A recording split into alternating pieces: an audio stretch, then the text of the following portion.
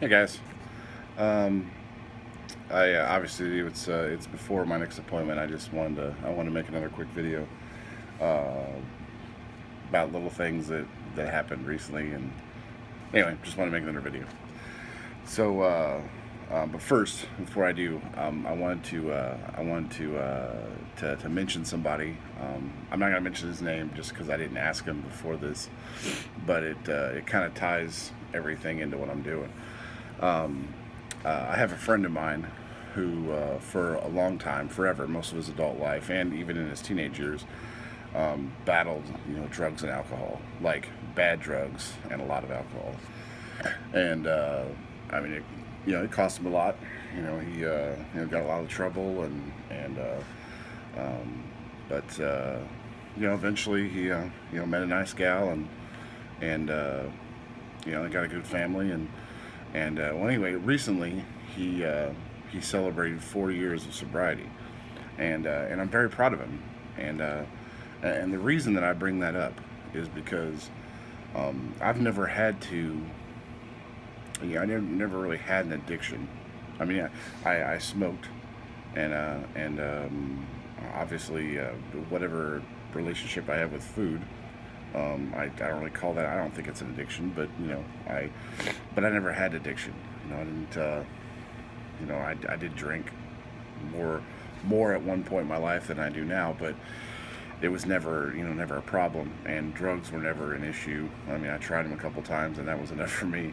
Um, but I really, really see now how hard it can be to, and not even close to what someone like him has to go through, but just a little peep into that, how that goes, because um, I had it was a rough weekend, as far as the food thing goes. But anyway, I started this conversation with, congratulations to him. I tell him all the time I'm proud of him because he literally quit cold turkey, and he goes to his meetings, and when he needs to. It's not a scheduled thing. I think he just goes when he feels the pressure, and when it's harder for him. And it's still a struggle, but he does it. 4 years. I mean, I think that's amazing. And anyway, so if he sees this, or someone mentions it to him, just and I told him already that, I use that as a little bit of an inspiration, because if he can do that, then I can do this, because that's tough. Anyway, on to progress. So, still not smoking, and that's basically how I've answered the "Hey Chad, how you doing?" question. is People have asked me like, "Hey, how's the diet going?" Well, I'm not smoking. That's how the diet's going, and that's basically how it is. Uh, I still haven't had a cigarette, so it's really okay. I haven't.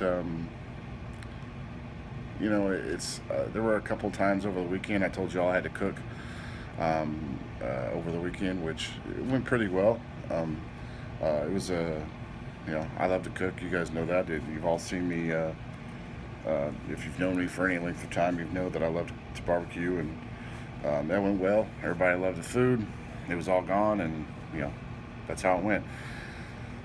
Excuse me. I I I had a couple of Cokes during the event to try to stay awake because I wasn't eating much, and then Sunday I ate way too much food. I ate pizza, and I snacked around the house, and it was just hard. It really was. And I was tired. I was sore from the day before because I was up a lot, cooking, and that happens. That's usually how it goes when I cook. And I found myself talking myself into eating whatever I wanted because I had done that job, and I had earned it, and I was still not smoking, so I had earned it. And these little things were going on in my brain. So anyway, that's where we're at. Angie still wants me to weigh myself. She thinks that I should check periodically on how I'm doing, and I really don't want to. Not that she's forcing me to. She just thought that she wanted to know why, and I told her yesterday. We were talking about it, and I said that I kind of want to be. I think it holds me more accountable if I wait until I see the doctor to weigh myself. That way, I know exactly how I'm doing. So You know, I don't want to be, if I weigh myself every week and then like, oh, and then I don't eat for a week just to catch up, and then he's like, oh, you had a good 3 weeks, and I don't want it to be that way. I want to be, you know, I know how I'm doing. Obviously, I know I'm struggling with the whole food thing. And by the way, while we're on the subject, I, I can't believe that I picked one of the worst times ever to stop eating junk food, and that was right in the middle of Girl Scout cookie sales. Now, this has come up a lot because they are everywhere.